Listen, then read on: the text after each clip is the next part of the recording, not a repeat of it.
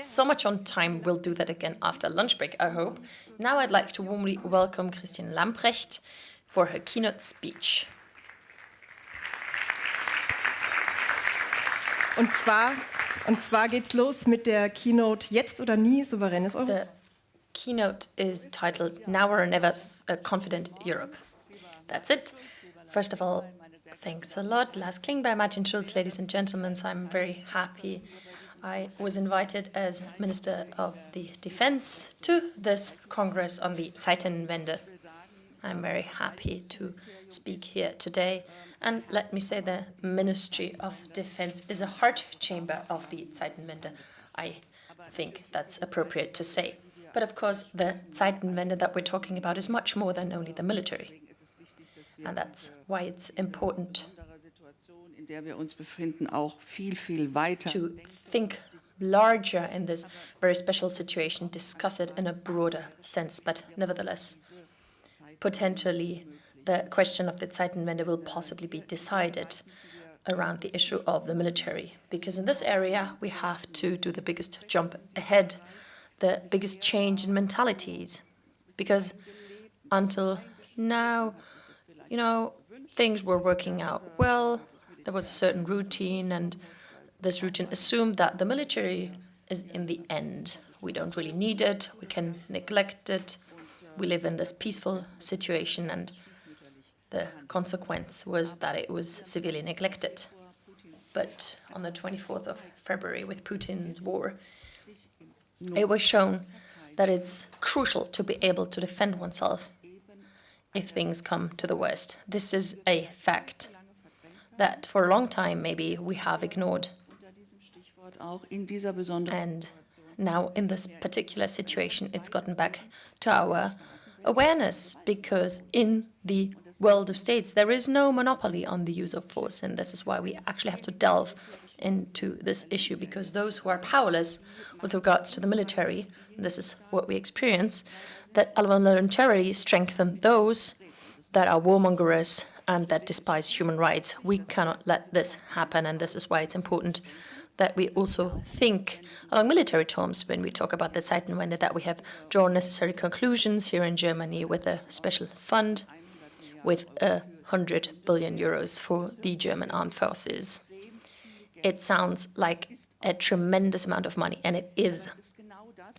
But it is what we need, rightly so, in order to make the armed forces what it needs to be, to enable them to guarantee the defense of our country and of our allies. This is the core task that we need to fulfill when we use the armed forces to help other authorities and agencies in Germany, like now in Brandenburg with the burning forests. But the core task of the armed forces is defending our territory and our allies, and it's very important to take this step to ensure that we're able to comply with this task. So one thing, money, this is very important, but change in structures, this is also crucial. We have done the first steps in Germany. There's still a procedure of negotiation within the government in order to strengthen the procurement procedure, because obviously it depends on how we can use the special fund procurement. But I don't want to talk too much only about the special fund, the 100 billion euros and the procurement. We need to think beyond that in the European context, because this is consequential. In Europe, we can only think security jointly. No country can do it by itself. We can only do it together, and this is why it doesn't make any. It makes a lot of sense to move ahead when we stick together in Europe, and this has been shown in the past weeks. Then we are at our strongest. And of course, the NATO represents the common security in Europe, and of course in future it also has a pivotal role.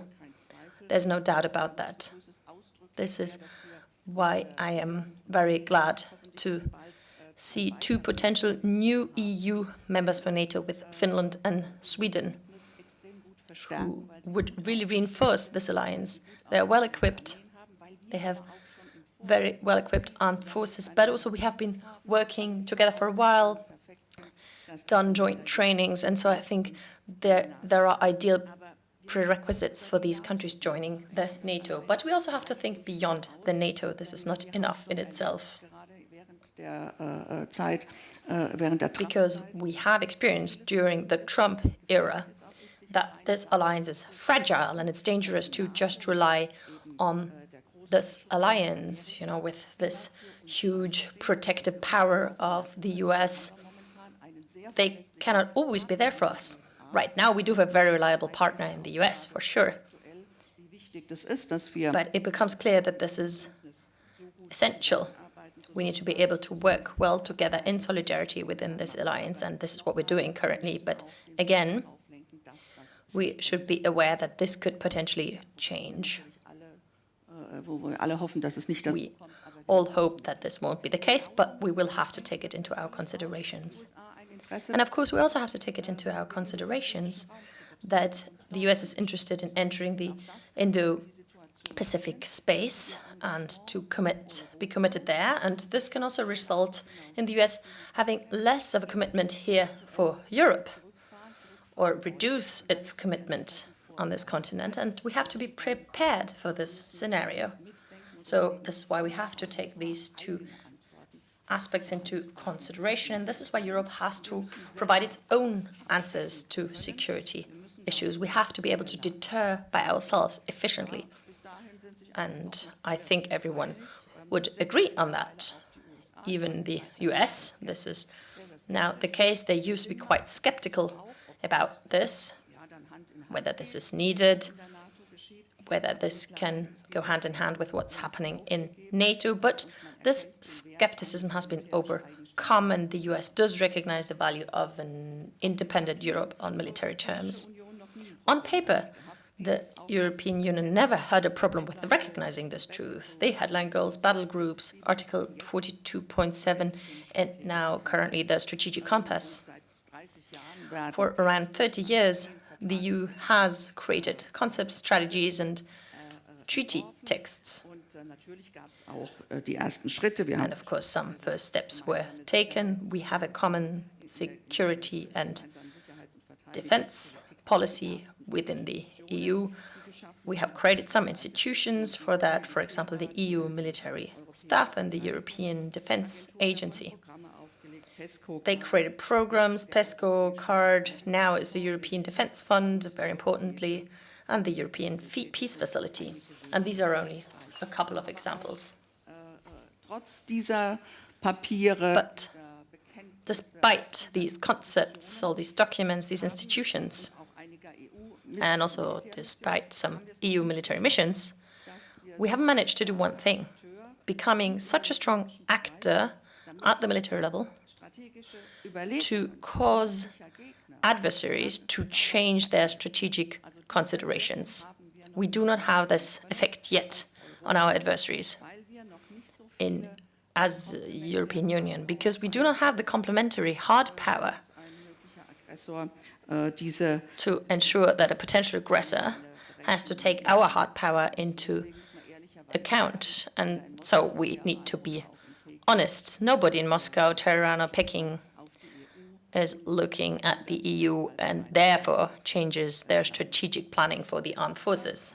When it comes to market power, economic power, power of setting framework conditions, it's different. Europe is strong, it's a superpower geopolitically, but this does not hold true for the military level. And this needs to change. And now again, everybody agrees we want to change this now. We want to cooperate closely in this area, but it's going to be a stony path. It will not happen by itself. The obstacles are high because the opinions diverge. And of course, the means are also limited in the respective states. On the other hand, everybody will recognize, and I think this is what we're talking about, the Zeitenwende. It does have an effect. People realize that it's more urgent than ever. We have to exit from the status quo. We are saying we want to do something. Let's change something. But we now actually need to do it. That is the current situation. I think we can feel that already in the capitals in different countries and in Brussels. There are new aspirations. In Brussels, we have not only decided sanctions against Russia, but we also decided to pay billions of euros as military direct financial aid for Ukraine to equip itself better militarily. At the same time, there are some important initiatives that are supposed to move things forward. For example, using EU funds for the military equipment of its member states. That would mean that countries who jointly purchase a helicopter or vehicle would get a subsidy by the European Union. This is a far-reaching step that is under consideration right now. So, developing something jointly, purchasing something jointly, that's an important stepping stone in the European Union, that we do not think about procurement at the national level, but to make sure that we purchase systems that are compatible. Sometimes I'm really desperate when I realize what different systems we have when it comes to all the tanks, to all the heavy weaponry, and that usually isn't coordinated in advance. Everybody is just doing their own thing. So it's an important step, harmonizing, aligning ourselves, because once we know we'll do it together and jointly, then we will get an advantage from this. There will be financial incentives. Yes. Yeah. I think that's a very crucial step. Not to just think within the own needs and necessities. And we do have institutions that could support this, that could organize this, because they're geared to that. There are already possibilities to manage larger procurement systems and ensure that it's not every single member state who has to do it by itself. We can do it together, and if you know something about procurement, then you know how hard it is for an individual member state to tackle this task. But if it happens under a roof, then there's much more incentives. On the one hand, I have access to the know-how. I don't have to do it by myself. But on the other hand, when I do it jointly, then I will have access to these financial subsidies from the EU. So win-win situation for everybody. And right now, this is very important. There's a competition among different states because states want to invest themselves. We want to do the same thing. So the question is also in this competition, who's going to be treated like what by the armament industry? Of course, if I do it together, an alliance of states who approaches the armament industry, then we can make use of that. So we have to work together within the European alliance, and we'll get stronger in doing so. And this is why we need to seize these two opportunities against the backdrop of the Zeitenwende. We need to become more efficient, stronger, but also to work together for these joint resources. Of course, there are many who would say, no, please don't do it, not more, transferring more key sovereignty to Brussels. Well, I think now is the time. It is not about transferring sovereignty. It is about possibilities that make sense to tackle these challenges together. Well, apart from that, we will also look more closely into joint procurement and armament cooperation, because when we buy Eurodrone, for example, it makes sense, of course, to do this together with other European states and to have compatible systems.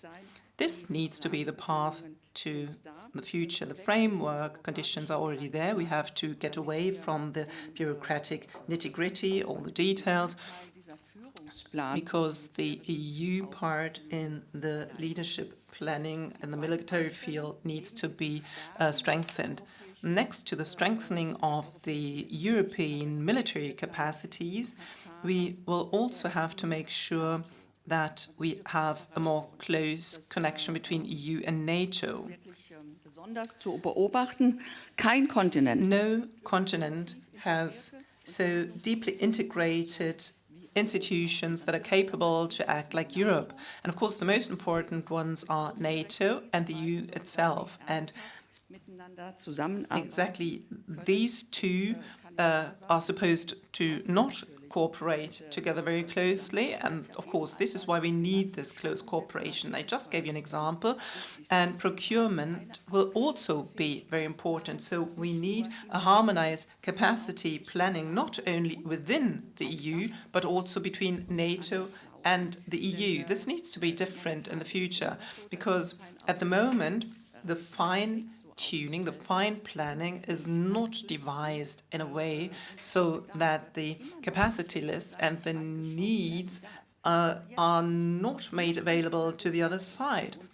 Not even in this situation where this is exactly the most burning issue, but we are not yet in a situation where our cooperation allows us to do it, because the states hold the view that they do not want to have a closer cooperation between EU and NATO. Some states actually want to prevent that, but under the headline Zeitenwende, we can no longer afford that. If we have institutions like that, established institutions that think into the right direction, represent the same values, then we also have to make sure that we have a greater harmonization. And this is the third aspect. Nicht abgeben, wenn die Sorge davor ist, wir geben da Führungssouveränität. And when you're concerned that we reduce our leadership capacity, no, this is not what is happening. We have to think together. We need strong institutions and strong member states. We need more integration, but also a strengthened national capacity in order to provide this strength to EU. We need a strong NATO and a strong EU and an intensified partnership with the United States, and a Europe that shows unity and that can do more and wants to do more. This is what we can or should express now. Sometimes these things seem to be contradictory, but the beautiful thing about Europe actually is that contradictions lead to strength, and this is what we see in different processes. And of course, the European nations know by now that they can only remain sovereign when they pass on sovereignty, and we know that integration does not lead to a decline in capacity to act, but to more capacity to act. And this is why Europe needs this capacity to act. And we all know that a strong European identity will not lead to a decline in the national identity or to less national identity. And this is more Europe does not mean less German or less Spanish or less Italian. So these are just a few aspects of a major topic. We have to stop thinking about every little detail, especially in terms of the military aspects. We have to intensify our cooperation. We have to use our resources, and we should not only think in silos. We should not say, okay, if you look into this, then we lose out some competitive advantage, but we should focus on what it means for our mutual relations within Europe, but also between EU and NATO. This is what we have to do at the moment. And if we keep this in mind, and in all the developments that we see at the moment, this should not only be expressed on paper, but be transferred into reality, then the Zeitenwende can lead to this deterrence that we need. And if we can provide this deterrence, then we make a large step towards peace. Thank you very much.